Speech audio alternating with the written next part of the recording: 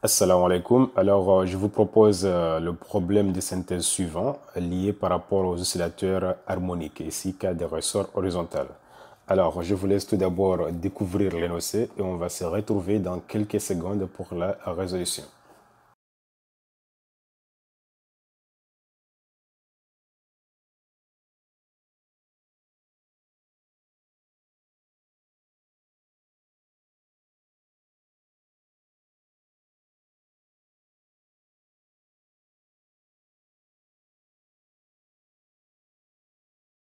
Alors, ici, on nous dit le solide S étant en équilibre, on lui communique une vitesse V0 dirigée suivant l'axe du ressort d'intensité V0 est égale à 0,4 mètres par seconde à l'instant t est égal à 0.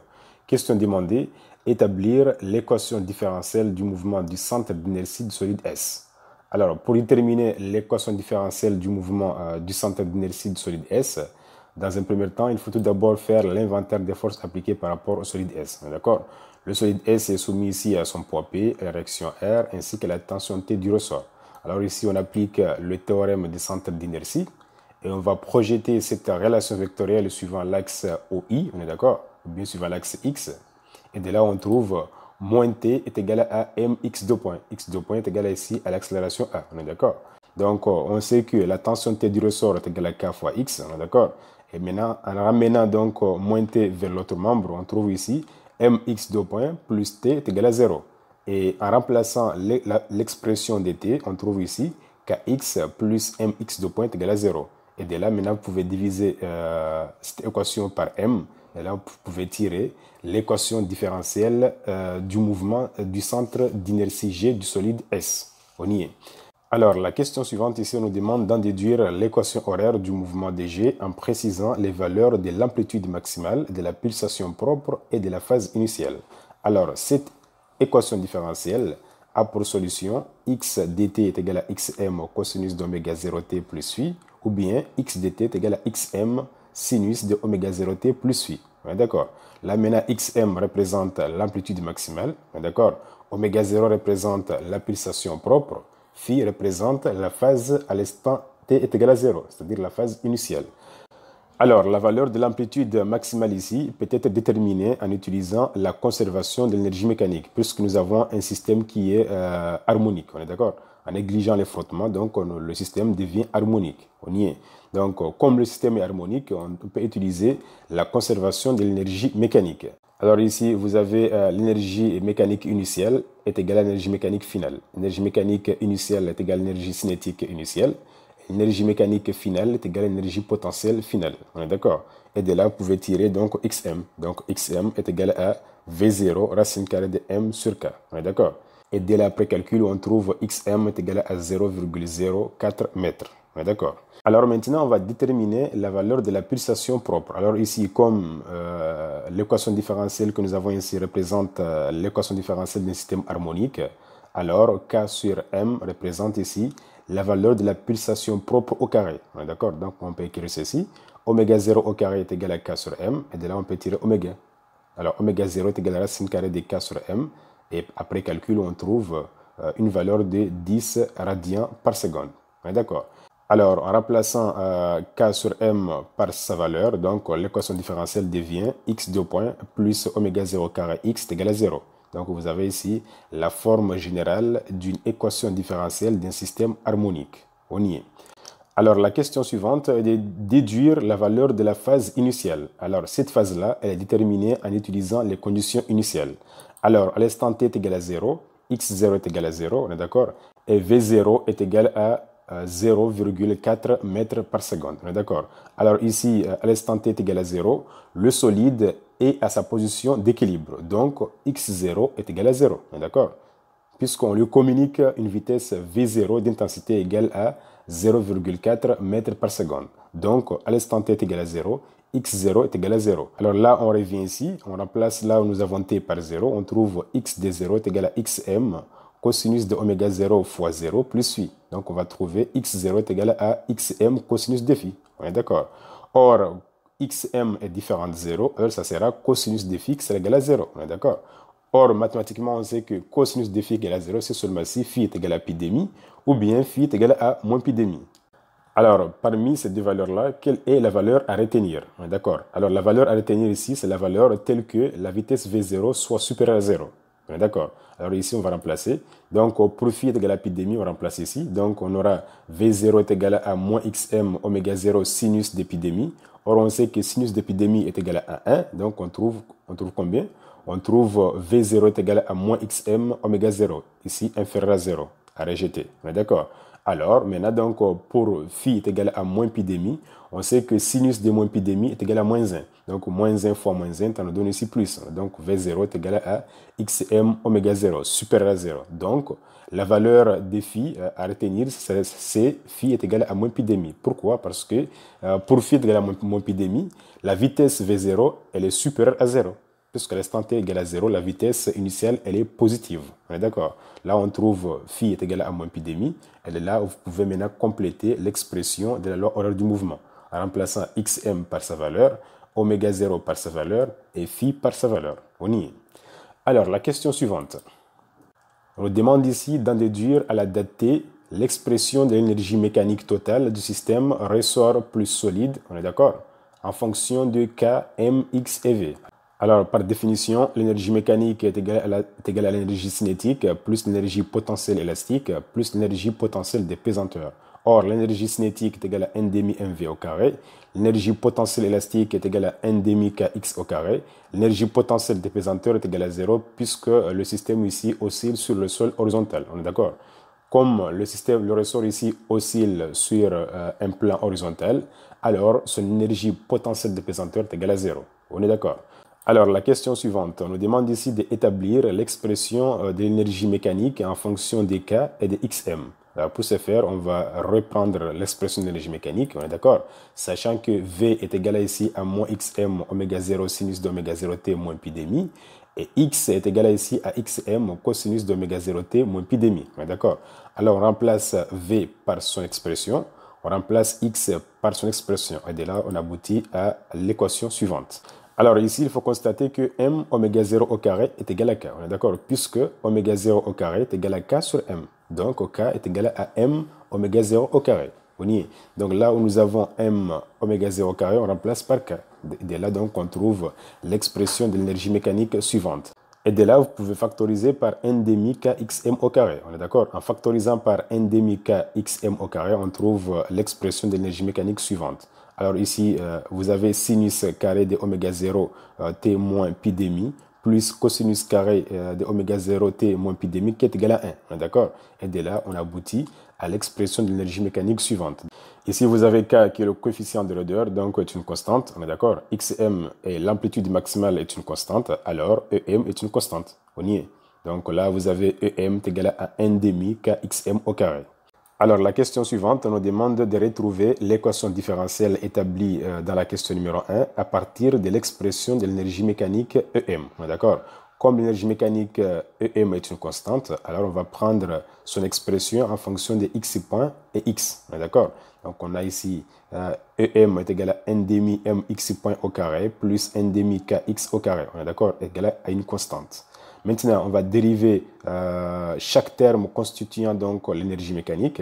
Vous avez ici dérivé de EM par rapport au temps est égal à 1 demi m dérivé de x point au carré par rapport au temps. Maintenant, plus 1 demi k dérivé de x au carré par rapport au temps. On est d'accord? Est égal à la dérivée d'une constante par rapport au temps. Mais dérivée d'une constante par rapport au temps est égal à 0. On est d'accord? Et de là, on sait que la dérivée de x point au carré par rapport au temps est égal à 2 fois x point, x2 point, ce que nous avons ici. Et la dérivée de x au carré par rapport au temps est égal à 2 x point, x, ce que nous avons ici. Maintenant, on peut simplifier par 2, on est d'accord? Et on peut factoriser par x point. Et en factorisant par x point, donc on trouve ici x point facteur de mx2 point plus kx. Or, on sait que x point est différent de 0, alors ça sera mx2 point plus kx est égal à 0. On est d'accord? Et maintenant, en divisant par m, on trouve x2 point plus k sur m, x est égal à 0. Nous avons ici donc l'équation différentielle établie dans la question numéro 1. On y est. Alors, la question suivante. Pour la question numéro 4, on nous dit, on néglige toujours les forces de frottement. On note x, la position du solide, x point, sa vitesse. Montre que ces deux paramètres d'évolution du solide, sa position et la vitesse, obéissent à une relation de la forme x point au carré plus a au carré x moins b est égal à 0, avec a et b des constantes positives à préciser. Alors, pour répondre à cette question, il faut tout d'abord démontrer que l'énergie mécanique du système est une constante et préciser la valeur de la constante. D'accord? Et dès là, vous pouvez maintenant reprendre l'équation de l'énergie mécanique. Vous avez ici l'énergie mécanique est égale à n demi mx point au carré plus n demi kx au carré est égal à une constante. Et quelle est la valeur de la constante? Est égale ici à n demi kxm au carré. On est d'accord? Et de là, on peut écrire n demi mx point au carré plus n demi kx au carré est égal à n demi kxm au carré. Maintenant, on peut simplifier n demi, et après avoir simplifié par n demi, on va diviser par m, on est d'accord, dans chaque membre. Alors, en divisant par m, on obtient ceci. On obtient x point au carré, on est d'accord, plus k sur m x au carré est égal à k sur m xm au carré. D'accord? Maintenant, on va envoyer donc le terme k sur m xm au carré vers l'autre côté. D'accord? On aura ceci. Donc, on trouve x point au carré plus k sur m x au carré moins k sur m xm au carré. D'accord? Alors maintenant, on peut faire l'équivalence entre cette équation et cette équation. D'accord? Et de là, on peut faire une identification pour déterminer à quoi vaut A, à quoi vaut B. D'accord? Et de là, donc, on trouve ici A carré est égal à K sur M. Or, on sait que K sur M est égal à oméga 0 au carré. Donc, A est égal à oméga 0. D'accord? Maintenant, B est égal à ici, donc, à combien? À K sur M xm au carré. Donc, K est une constante, M est une constante, xm est une constante. D'accord? Donc, B est une constante qui est positive. D'accord? Et de là, on trouve A est égal à oméga 0, qui est égal à racine carrée donc de K sur M. On est d'accord? Et B est égal à K sur M xm au carré. Vous voyez très bien que A est strictement supérieur à 0 et B est strictement supérieur à 0. On est d'accord? Question répondue. Alors, la question suivante, petit a, nous demande d'identifier en justifiant la courbe relative à la vitesse du solide, celle relative à son énergie cinétique, celle relative à l'énergie potentielle du système. On est d'accord? Alors ici, à l'instant t est égal à 0, l'énergie cinétique du solide S est maximale. Hein? Donc ici est égal à la valeur maximale. D'accord? À l'instant t est égal à 0, l'énergie potentielle élastique est égale à 0. Donc cette courbe-là représente la courbe de l'énergie potentielle. D'accord? Et cette courbe qui est là représente la courbe de l'énergie cinétique, puisque à l'instant t est égal à 0, l'énergie cinétique est maximale. Hein? Est égal à n demi mv0 au carré. On est d'accord? Donc, la courbe C1 représente la courbe de l'énergie cinétique et la courbe C2 représente la courbe de l'énergie potentielle. D'où, par conséquent, la courbe C3 représente ici la courbe de l'élongation x dt. On est d'accord? Donc là, on peut citer ceci, c'est-à-dire vous avez la courbe C1 qui représente ici la courbe de l'énergie cinétique. On est d'accord? La courbe C2 qui représente ici la courbe de l'énergie potentielle, on est d'accord? Et maintenant, la courbe C3 qui représente ici la courbe de l'élongation x dt. On est d'accord? Alors, la question suivante nous demande de déterminer graphiquement les valeurs des périodes t et t0, on est d'accord? Respectives de l'énergie potentielle EP et de la position instantanée x du solide. On est d'accord? Ensuite, les comparer. Alors, on va reprendre le schéma. Alors ici, la période ici de l'énergie cinétique est égale à la période de l'énergie potentielle. Hein. Donc ici, on peut repérer la période de l'énergie cinétique. La période de l'énergie cinétique ici, donc de là à là, on est d'accord. Vous avez ici 1 div, 2 div, 3 div. Avec la sensibilité de 47 millisecondes par div, on trouve ici la période t est égale à 3 fois 47, qui nous donne ici 141 millisecondes. On est d'accord. Maintenant, pour l'élongation x, c'est de là à là, on est d'accord? Donc, parce que le signal par ici revient à son point de départ. Donc, c'est de là à là. Donc, on va compter. Ça sera 1, 2, 3, 4, 5, 6.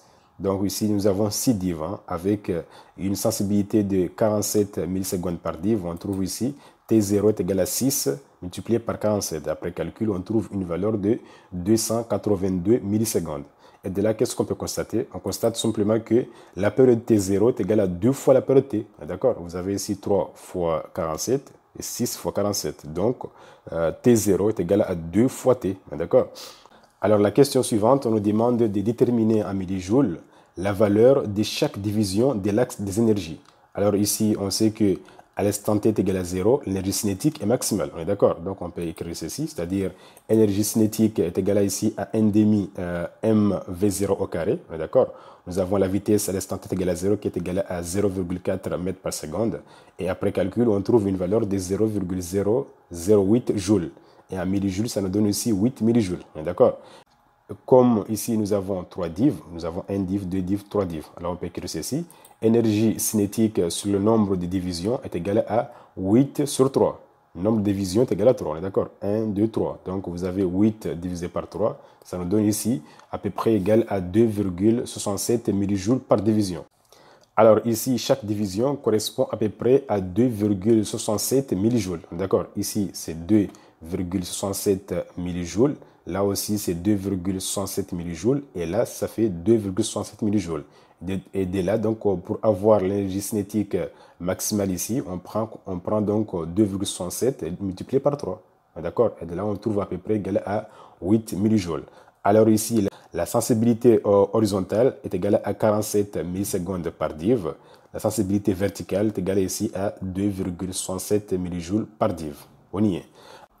Alors ici, nous avons T0 est égal à 2 fois T. D'accord? T, c'est la période des énergies. Donc T0 représente la période des élongations. On est d'accord? Alors ici, la relation reliant la période des élongations et la période des énergies est la suivante. Donc T d'élongation est égal à 2 fois T d'énergie. Alors cette relation-là peut être établie de façon analytique. Alors allons-y l'établir. Alors, on sait que l'énergie cinétique est égale à 1 demi mx point au carré, avec x point est égal à moins xm oméga 0 sinus oméga 0 t plus phi. D'accord? Alors, on va remplacer là où nous avons x point par son expression. Et là, on peut aboutir à l'expression suivante. Alors là, on sait que m oméga 0 au carré est égal à k, donc on trouve énergie cinétique est égale à 1 demi k xm au carré, sinus carré de 2pi sur t0 t plus phi. Alors, j'ai juste remplacé la valeur de oméga 0 par son expression. On sait que oméga 0 est égal à 2pi sur t0. On est d'accord? Or, mathématiquement, on sait que sinus carré de A est égal à 1 moins cosinus de 2A sur 2. Alors ici, on va remplacer sinus de 2pi sur t0 t plus phi par 1 moins cosinus de 2 facteurs de 2pi sur t0 t plus phi. On est d'accord? Le tout sur 2. D'accord? Et là, nous avons l'énergie cinétique maximale. Le 2 qui est là, donc on aura ici donc énergie cinétique maximale divisé par 2, à cause du 2 que nous avons ici. On y est. Et de là, on a ici 1 moins donc cosinus de 2 fois donc 2pi sur t0 t plus phi. On est d'accord? Et de là, on remarque ici qu'on peut écrire EC dt est égal à EC maxi divisé par 2, facteur de 1 moins cosinus facteur de 2pi t sur t0 sur 2. On est d'accord? Le 2 là peut descendre ici au dénominateur. Donc on trouve ici 2pi sur t0 sur 2. On est d'accord? Donc ici, on peut conclure que EC dt est périodique des périodes ici t0 sur 2. On est d'accord? Même chose pour l'énergie potentielle. On sait que l'énergie potentielle est égale à ici 1 demi kx au carré. Alors on remplace x par son expression. Et de là, on trouve 1 demi kxm au carré, cosinus carré de 2pi sur t0, t plus phi. D'accord? Or, cosinus carré de a est égal à 1 plus cosinus de 2a sur 2. Alors, en remplaçant cos carré de 2pi sur t0, t plus phi par 1 plus cos de 2 facteur de 2pi t sur t0 plus phi, le tout sur 2, on trouve l'expression suivante. On est d'accord? Alors, EP maxi est égal à 1 demi kxm au carré. On est d'accord? Le 2 qui est là, donc c'est le 2 que nous avons ici. Maintenant, facteur de 1 plus cosinus facteur de 2, 2pi sur t0t plus phi.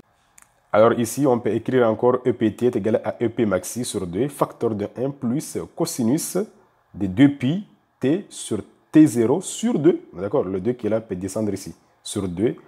Et de là, donc, on peut conclure ici que la fonction EPDT est périodique des périodes T0 sur 2. D'accord? Là, on peut conclure ceci, c'est-à-dire que la fonction ECDT et EPDT donc, sont des fonctions périodiques des périodes T énergie est égale à T0 sur 2. Donc, si la période d'énergie est égale à T0 sur 2, alors la période T0 est égale à 2 fois la période d'énergie. Donc, l'expression qu'on a pu établir à travers l'étude graphique. On est d'accord? Alors ici, il faut constater que la valeur de A ici, pour nous, c'est 2pi sur T0t plus phi. On est d'accord? Même chose ici encore. Donc, vous remplacez A par 2pi, d'accord, T sur T0 plus phi. C'est ça la valeur de A. On est d'accord? Là-dessus, je vous remercie et on se retrouvera prochainement pour un nouveau tuto.